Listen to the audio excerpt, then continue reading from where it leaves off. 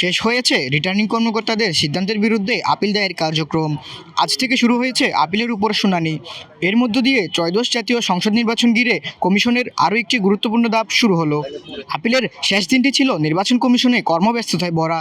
সকাল থেকেই আবেদনকারীদের আনাগোনায় মুখর ছিল নির্বাচন ভবন। 10টি অঞ্চলভিত্তিক বুথে 5 দিন ব্যাপী চলে এই আপিল গ্রহণ কার্যক্রম।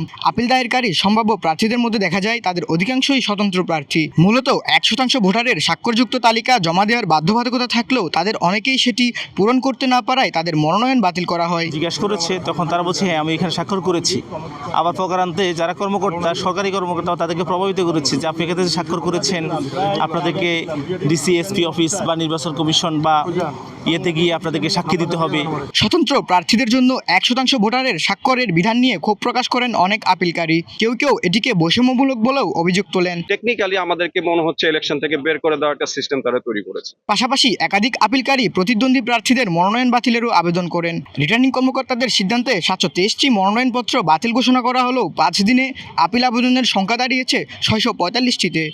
পাশাপাশি নির্বাচন কমিশনে আপিল দায়ের কার্যক্রমের সার্বিক ব্যবস্থাপনা ও সেবায় সন্তুষ্টি প্রকাশ করেছেন একাধিক প্রার্থী। খুব সুশৃঙ্খলভাবে সুন্দরভাবে কিন্তু এখানে আপিলগুলো জমা নেওয়া হচ্ছে। যেভাবে সিস্টেম এবং ফর্মালিটি মেনটেন করে করতে হয় সেভাবে আমিও করেছি। 5 দিনব্যাপী আপিল আবেদনের জমাদান কার্যক্রম শেষ হওয়ার পর আজ থেকে শুরু হলো শুনানি। 9 দিনব্যাপী এই কার্যক্রমে দৈনিক 70টি করে শুনানি অনুষ্ঠিত হবে। শুনানি শেষেই প্রকাশ করা হবে চূড়ান্ত প্রার্থী তালিকা। আর সেই প্রার্থীরাই প্রতিদ্বন্দ্বিতা করবেন ত্রয়োদশ জাতীয় সংসদ নির্বাচনের চূড়ান্ত লড়াইয়ে। এস এম মঈন, সময়ের কণ্ঠস্বর, ঢাকা।